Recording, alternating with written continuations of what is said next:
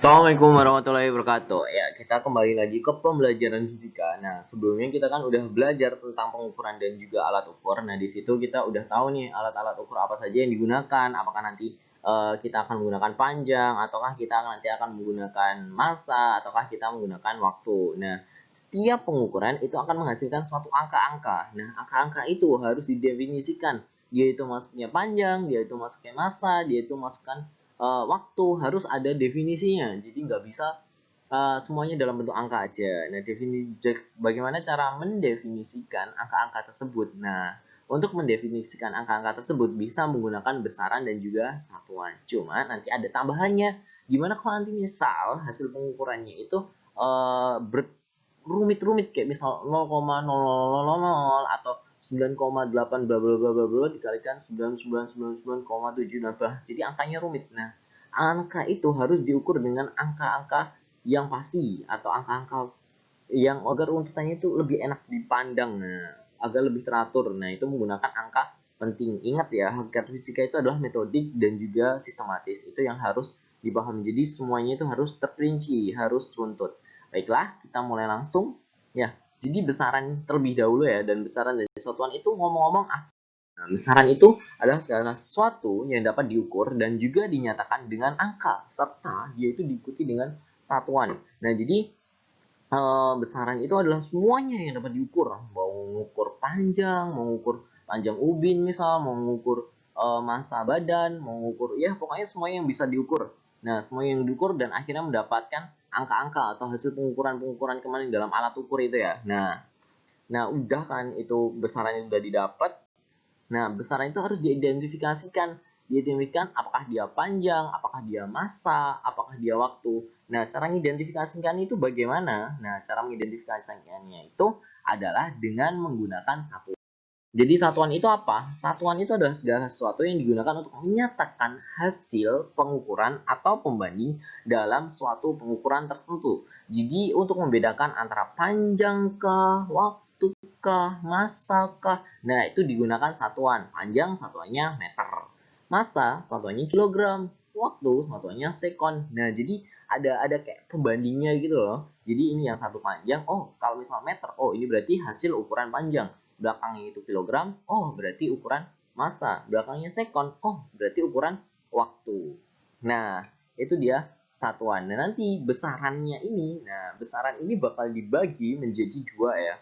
Nah, jadi bakal dibagi menjadi dua atau ditinjau menjadi dua. Yang pertama itu ditinjau berdasarkan satuannya. Yang kedua, ditinjau berdasarkan arah dan juga nilainya. Jadi, ada dua peninjauan untuk membagi besaran itu. Yang pertama dulu, besaran ditinjau dari satuannya. Nah, besaran satuannya dibagi menjadi dua, yaitu besaran pokok dan juga besaran turunan. Jadi, apa itu besaran pokok? Nah, besaran pokok itu dia itu adalah besaran yang satuannya telah ditetapkan terlebih dahulu dan bukan turunan dari besaran lain. Contohnya apa? Contohnya pada besaran-besaran itu adalah besaran yang dia itu masih utuh. Misal bentuknya panjang sama dengan 2 meter. Nah, jadi meternya doang itu dia yang nggak ada tabel-tabelannya. Beda kalau misal kita bilangnya luas. Luas kan apa? Luas kan meter kuadrat. Nah, ada kuadratnya. Berarti dia udah nggak masuk besaran pokok. Karena dia udah menjadi sebuah turunan dari besaran lain. Jadi nggak bisa langsung menjadi besaran pokok. Jadi caranya besaran pokok itu cuma ada satunya lagi. Nah, itulah besaran pokok. Nah, kalau besaran turunan, besaran yang satuannya diturunkan dari besaran pokok. Jadi kayak misal besaran pokoknya apa? Meter. Oh, besaran turunnya meter kuadrat, meter pangkat 3, atau bisa kita kolaborasi dengan besaran lainnya, misal kilogram, kilogram meter pangkat 3, besaran massa jenis. Nah, itu merupakan kombinasi itu dia masuknya ke besaran turunan. Jadi kalau misal sendiri itu namanya besaran pokok, kalau turunan itu udah kolaborasi atau yang berpangkat-pangkat tadi.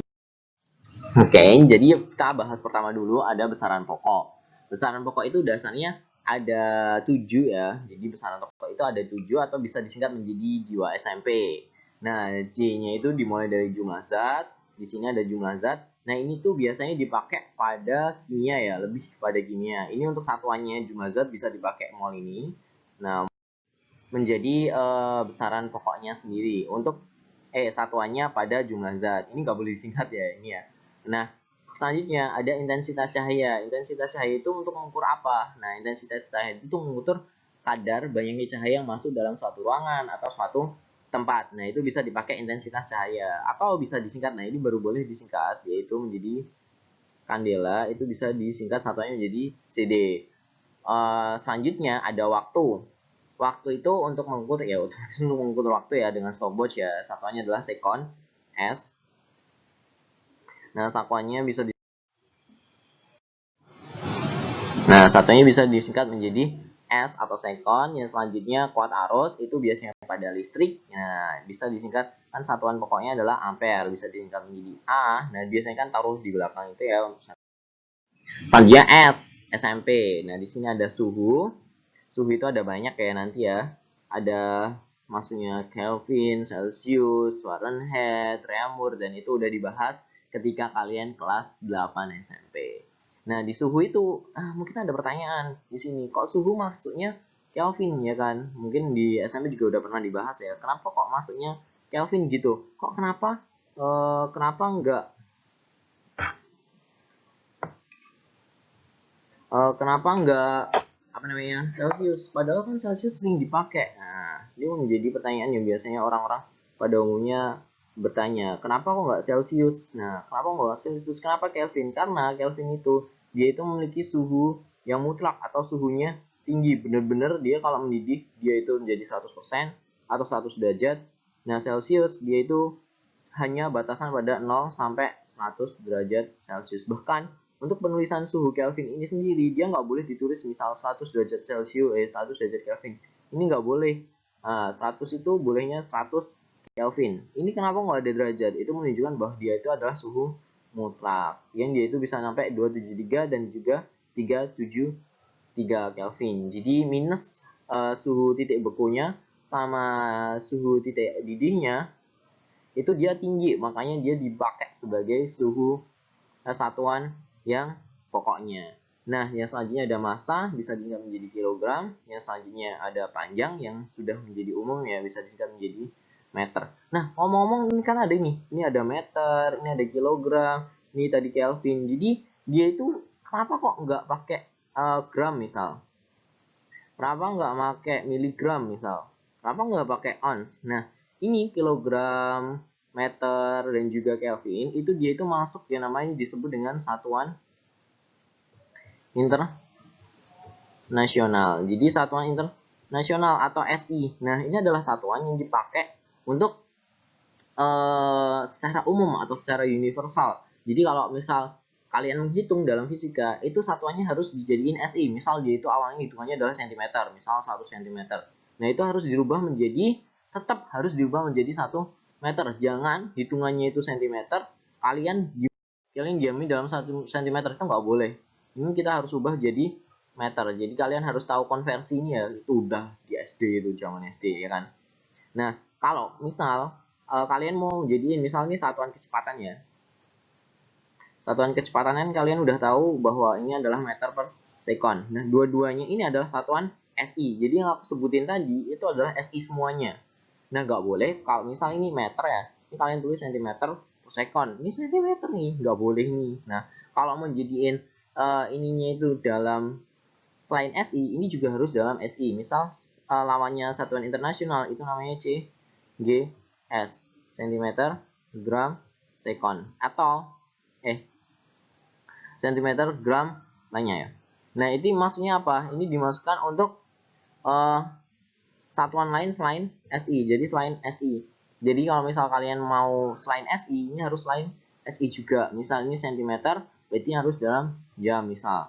Nah, jadi harus sama-sama enggak dalam SI. Nah, kalau enggak, tapi biasanya kalian harus tetap jadiin ke dalam SI. Jadi ke dalam hitungannya itu harus dalam SI. Ingat ya, dalam fisika, terutama dalam pengerjaan soal, harus jadikan SI dan jangan lupa ditulis satuannya. Kenapa satuan penting? Itu perlu membedakan dia itu masuknya pada besaran mana. Jadi mohon diperhatikan nanti kalau mengerjakan soal di soalan fisika selanjutnya. Karena sering banget ya nanti dia itu banyak salah atau lupa menulis satuannya.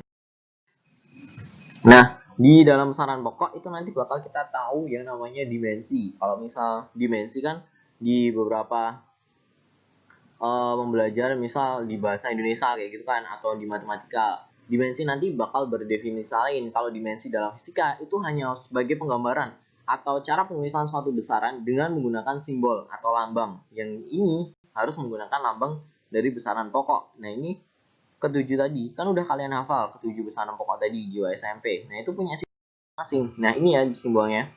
Yang pertama itu besaran pokok panjang. Yang ini lambang ini lambang dasar, kita lupakan saja. Jadi yang kita terfokus pada dimensinya ini. Nah, dimensinya itu misal panjang, ini adalah L, harus ada tanda mutlaknya kayak gini. Nah, mutlaknya ini harus dipakai sebagai pensimbolan bahwa dia masuknya dimensi.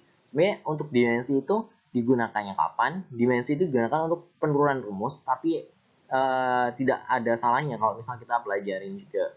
L, masa itu L dari length, masa ini di sini mass, waktu itu time, suhu itu theta ya, bukan alfa ya. Jadi jangan pakai alfa di dalam simbol dimensi ini.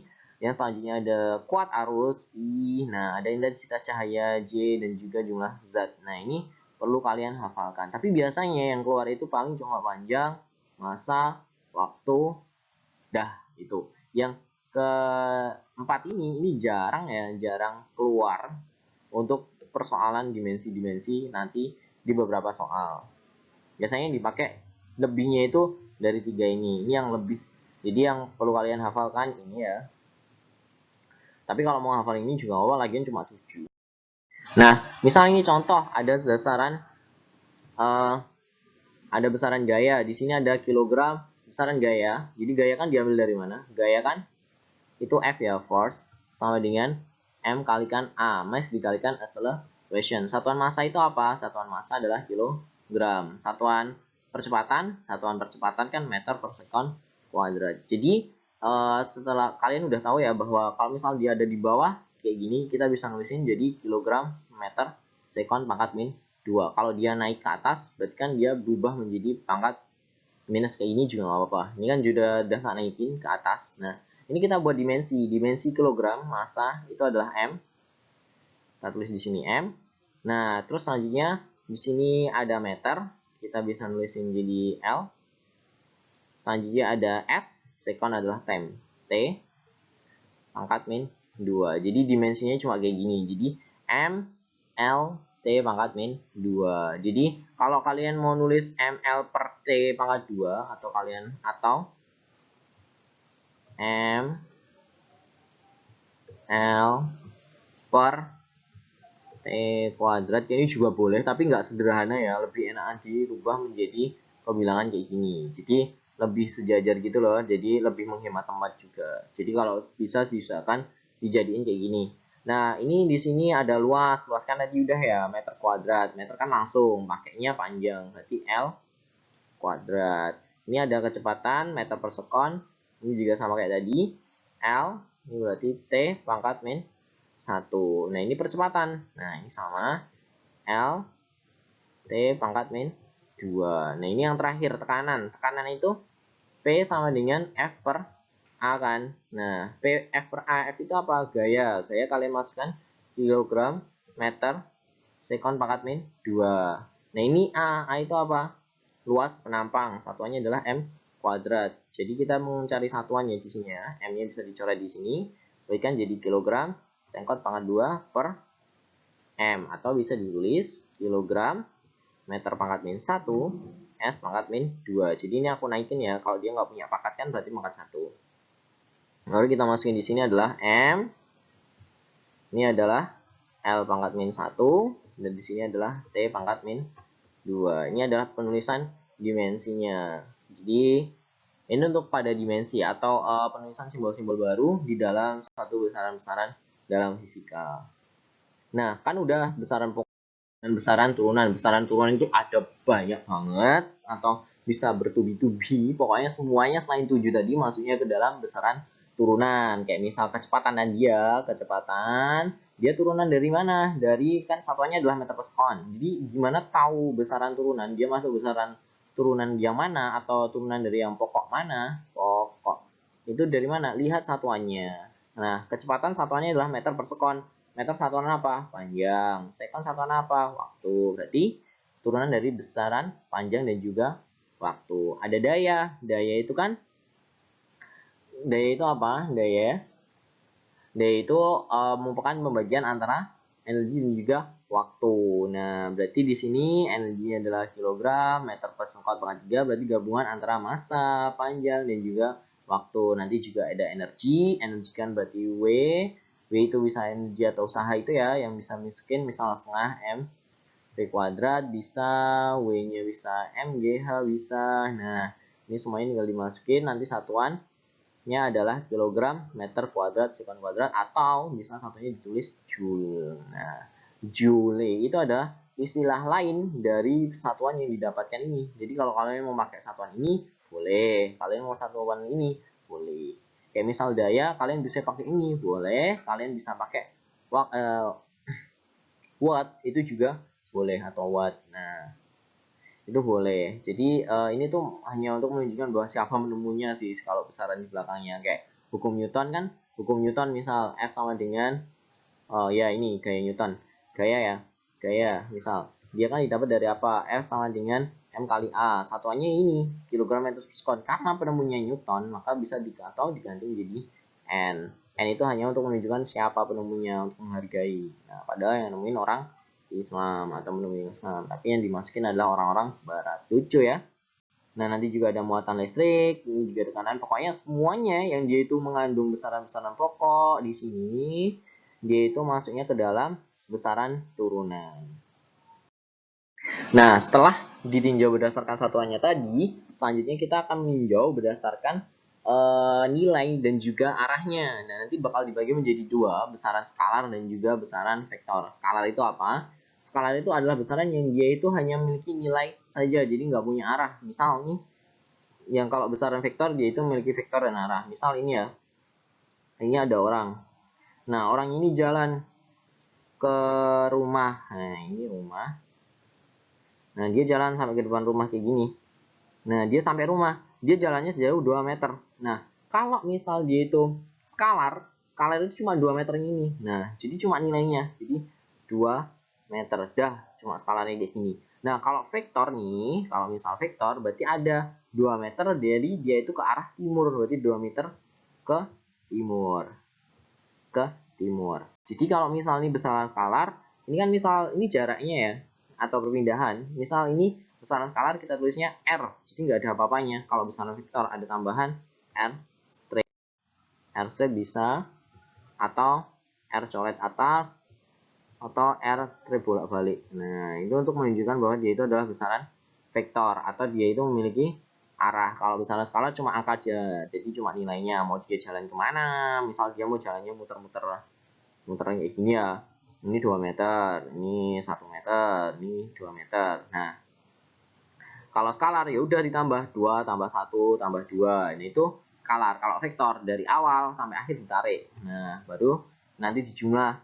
Jadi misal ini nah ini 1, ini 4. Nah, berarti kalau vektor ini baru ditarik, ini nilainya berapa, diambil trigonometri dari 1 dan 4, atau menjadi akar 17, misal akar 17 ke arah tenggara. Nah, tenggara.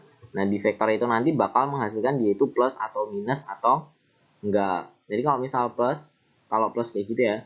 Kalau misalkan kita tahu koordinat kartesian, di sini ada Y, di sini ada X. Nah, kalau misal di sini kan berarti positif, di sini itu yang X-nya menjadi negatif, yang Y-nya menjadi positif, yang di sini ini X sama Y-nya sama-sama negatif, yang di sini yang X-nya dia itu positif dan Y-nya adalah negatif. Nah, jadi kayak gini. Nah, kalau vektor itu memperhatikan ini. Kalau misal nih, ini dia tenggara di arah ini, berarti nanti bisa aja nilainya menjadi minus. Nah, kenapa? Karena dia berada di koordinat kartesian ke 4. Ini kan koordinat kartesian 1, ini 2, ini 3, ini 4. Nah, ini nanti aja ya. Nanti ada di bab kedua kita akan belajar tentang apa itu vektor. Nah, oke. Masuk ke skalar dulu. Contohnya besaran skalar itu apa? Ingat ya, skalar itu dia itu hanya memiliki nilai saja, dan ternyata jarak itu dia masuk ke skalar. Jadi ingat ya, hati-hati sekali antara skalar dan juga vektor, jarak itu dia masuknya kepada skalar. Yang vektor apa? Yang vektor dia masuknya perpindahan, itu baru vektor. Perpindahan ini dia vektor. Kalau misal jarak dia masuknya skalar atau hanya memiliki nilai saja. Nanti selanjutnya ada kelajuan, perlajuan, ini cuma nilai-nilai aja nih. Jadi kalau misal kalian hitung ya, misal ini energi kan tadi W sama dengan mGh. Itu kan satuannya adalah joule. Nah, joule ini dia itu hanya memiliki sebuah nilai atau dia nggak memiliki arah. Kayak misal kalian hitung itu loh, yang apa, yang kurang kerjaan ada kelapa ya, kita bukan juragan kelapa tapi cuma hitung kelapa jatuh. Nah, kelapanya jatuh. Nah, itu kita nggak perlu ngitung dia arahnya ke bawah. Oh, negatif. Nggak bisa. Energi itu hanya skalar. Jadi, dia hanya berupa nilai. Kayak tekanan juga. P sama dengan F. Ya, kayak gitu. Dan juga daya. Daya itu poin. Semuanya itu nilainya. Gimana yang vektor? Nah, ini udah ada yang muncul ya. Di sini vektor itu ada perpindahan, kecepatan, dan juga percepatan. Jadi, hati-hati di bagian ini ya. Perpindahan ini ya. Kalau yang vektor itu dia perpindahan, kalau yang skala tadi adalah jarak. Ya. Yang selanjutnya ada momentum impuls. Ini nanti pada bab ke-9 pada kelas 10 semester 2. Momentum itu kayak tumbukan. Jadi ada dua buah benda. Ini arahnya ke kanan dan juga ke kiri. Nah, ini tumbuk, nabrak. Nah, habis nabrak dia bergerak ke arah yang lain. Jadi karena ada arahnya, arah geraknya, yaitu ke kanan kah, ke kiri kah. Nah, makanya dia masuk ke dalam vektor. Juga gaya. Gaya itu otomatis besaran vektor ya. Kayak misal kalian dorong itu loh, yang ini ada misal kasih gaya 20 Newton. Di sini juga diberi gaya 10 Newton. Benda akan bergerak kemana? Ya berarti sigma L sama dengan F1 dikurangi F2. Kurangnya itu karena apa? Karena ada arahnya. Yang satu ke kanan, yang satu ke kiri. 20 kurangi 10. Maka 10. Nah, selanjutnya kita akan memahami dulu tentang jarak dan juga perpindahan. Nah, bedanya apa? Tadi udah aku jelasin ya di awal tadi bahwa bedanya ini kita akan membahas jarak dulu. Nah, kalau yang jarak itu adalah besaran vektor. Misal di sini ada orang, dia mau jalan nih. Dia mau jalan sampai ke ujung sini. Dari A sampai B. Berarti jaraknya itu berapa? Jaraknya adalah 20 meter. Ini udah cukup untuk jarak. Gimana untuk perpindahan? Perpindahan berarti ditambahi 20 meter ke timur. Jadi ada arahnya. Ini adalah perpindahan. Jadi ingat ya, hati-hati. Perpindahan. Nah, gimana kalau misalnya ya orang ini dia jalan sini, terus dia balik lagi ke sini. Nah, dia balik lagi. Nah, kalau misal dia awal di sini, dia muter ke sini, dia balik lagi. Jaraknya berarti dua kalinya kan. 20 kalikan 2. Jadinya berapa? 40 meter. Itu jarak yang skalar. Gimana perpindahan? Perpindahan itu ditinjau dari awal sampai akhirnya. Kalau dia di sini, terus hasilnya balik sini lagi. Nah, dia kan nggak bergerak dari posisi awal. Maka perpindahannya adalah 0. Nah, ingat ya, hati-hati ya. Jadi perpindahan kalau misal sama kayak misalnya di sini 10. Kalau 10 meter ya ini sama aja ya. Jadi jumlah pokoknya kalau untuk pada jarak, kalau perpindahan ditinjau dari titik awal menuju titiknya. Jadi ingat banget, hati-hati, mohon hati-hati. Nih misal yang kedua, ini kita jarak terlebih dahulu ya. Jarak itu kan berarti dari sini sampai sini, berarti jaraknya itu kan berarti sama dengan berapa? 15 meter. Nah perpindahan ini dibikin trigonometri kayak gini. Nah ini perpindahan baru masuk trigonometri, yaitu akar 25 ditambah 100 atau sama dengan akar 125 meter. Ke arah mana? Ke tenggara. Jadi ada arahnya. Hati-hati antara jarak dan juga perpindahan. Ini nanti sering banget terjadi sebuah kekeliruan. Selanjutnya kita baru masuk ke aturan angka penting. Nah, kan tadi udah kan dapat nilai-nilai suatu besaran-besaran, satuan atau skor-skor yang udah kita dapetin. Nah, itu masuk ke aturan. Setelahnya, angka-angka itu harus ditata atau dihasilkan sebuah angka yang baik. Nah, maka masuk ke aturan angka penting. Angka penting itu ngomong-ngomong apa? Angka yang dihasilkan dari sebuah pengukuran yang menggambarkan resolusi atau presisi atau akurasi pengukuran. Jadi menunjukkan apakah dia tepat atau belum. Yang pertama, aturan yang pertama, angka yang bukan 0 angka yang bukan 0. Jadi dia yang bukan 0, dia adalah angka penting. 1, 2, 3, 4, 5, 2, 5, 4, 6, 4 angka penting. Jadi semuanya angka yang bukan 0 itu dia adalah angka penting. Jadi 0 itu sebenarnya bukan angka penting, atau dia nggak penting ya untuk keadaan tertentu. Yang kedua, angka 0 di sebelah kanan tanda desimal, sebelah kanan itu maksudnya yang ada di sebelah sini, tidak diapit bukan angka 0 maksudnya ini. Nah, itu dia bukan angka penting. Jadi kalau misal dia ini misal dia itu di belakang dari angka penting tadi ya, dia bukan. Jadi ini koma ya, setelah desimal. Ini kan koma banyak. Ini enggak. Nah, kalau dia itu bukan di belakang desimal, ini kan bukan di belakang desimal, dia tetap masuk angka penting. Jadi misal dia itu 1000, berarti dia itu ada 4 angka penting. Beda kalau misal 1,000. Nah, ini cuma ada satu angka penting. Jadi yang 0 yang nggak dimaksud itu kalau udah melewati desimal. Beda kalau misal kita nulisnya 1,0, harus 0 kita garis bawahi. Nah, garis bawah dia masukin 2 angka penting. Garis bawah itu untuk menunjukkan bahwa yang 0 itu merupakan angka taksiran atau angka ketelitian. Nah, tapi kalau nggak ada ininya, ya udah, ya kayak tadi ya, ini ya, dia nggak ada anak panahnya, berarti ini nggak penting. Yang penting cuma yang depannya, gitu. Aturan yang ketiga, angka 0 yang terletak di sebelah kiri, angka bukan 0 setelah tanda desimal juga bukan angka penting. Jadi, misal di depannya. Nah, ini kan di depannya nih. Dia itu juga bukan angka penting. Pokoknya masuk ke bagian angka pentingnya. Ini ada 3. Nah, ini juga enggak. Kok ini tengah-tengahnya masuk ya? Karena dia diapit dengan angka 0. Kalau diapit angka 0, dia tetap masuk sebagai angka penting. Berarti ini ada berapa? 5 ya. Nah, selanjutnya di sini juga ada berapa ini? 4. Pokoknya semuanya. Jadi sebenarnya kok kenapa ditebelin ini? Tebelin itu kayak itu juga sama, menandakan bahwa ini tuh juga masuk nih 0 atau sebagai angka taksiran. Jadi kalau nggak ditebelin misal 0,00006 ya ribet 650, ini kita nggak nebelin, ini cuma 50. Nah, dia masuk nggak? Nah, kalau bedanya kalau di belakang ini dia tetap dihitung ya. Nah, beda kalau misal tadi 6, jadi 650 ini udah kayak bilangan satuan besaran kayak ini tadi loh. Nah, kayak ini loh. Nah, ini sama aja. Nah, selanjutnya angka 0 yang berada di antara angka bukan 0, dia termasuk angka penting. Tadi udah ya, ini udah dibahas. Nah, itu adalah beberapa aturan angka penting. Untuk latihannya, misal di sini ada 245,6, berarti yang berapa angka penting? Di sini ada 5 angka penting. Kalau misal di sini ada 0,00202, berarti ada 3 angka penting. Kalau misal di sini ada 0,2000, berarti ada 4 angka penting, dan seterusnya. Sebenarnya kalau misal angkanya yang kayak gini, itu sebenarnya dia bukan masuk ke angka penting, tapi nanti dia itu lebih ke bilangan eksak atau bilangan pasti. Nah, tapi di dalam penghitungan angka penting dia termasuk angka penting atau. Nah, gimana dengan penjumlahan dan pengurangan angka penting? Nah, yang pertama penjumlahan dulu ya. Dia itu menggunakan jumlah angka di belakang koma, atau jadi kan di belakang koma itu kan sebagai angka taksiran ya, atau angka ketelitian.